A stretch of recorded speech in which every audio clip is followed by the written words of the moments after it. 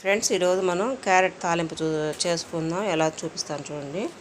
ఇదిగోండి, క్యారెట్ తురిమి పెట్టుకున్నాను. ఇలా కరివేపాకు, ఉల్లిపాయలు, చిన్న ఒకటి తెల్లగడ్డ, ఒక ఎండుమిరపకాయ.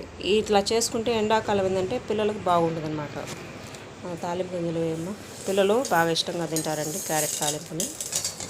ఒక స్పూను ఆయిల్ వేసుకొని, ఒక స్పూను తాలింపు గింజలు, ఇప్పుడు తుంచుకున్న ఎండుమిరపకాయ ఆ ఒక్కటి చాలండి, ఇంకా కారం అనేది పని లేదన్నమాట.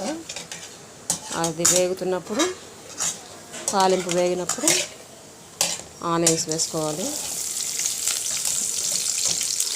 ఆనియన్స్, కరివేపాకు అన్నీ వేసుకొని వేపుకోవాలి. కొంచెం ఒక చిటికెడు పసుపు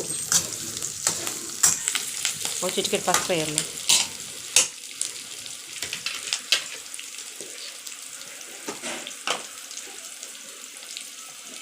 చిటికెడు కొంచెం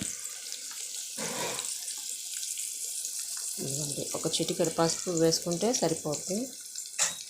ఊరక అట్లా ఒక డ్రాప్ అంతే. కొంచెం చిటికెడు సాల్ట్,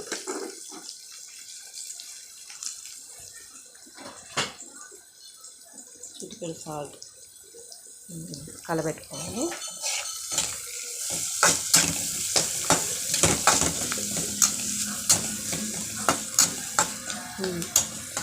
చిటికెడు ఎందుకంటే పిల్లలకు కొంచెం టేస్ట్ తగిలితే ఊరికే తినేస్తారు. ఇంకా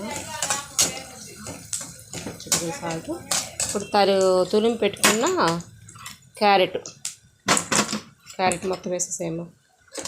తురిమి పెట్టుకున్న క్యారెట్ వేసుకొని ఒక 10 నిమిషాలు వేపుకుంటే సరిపోద్దండి.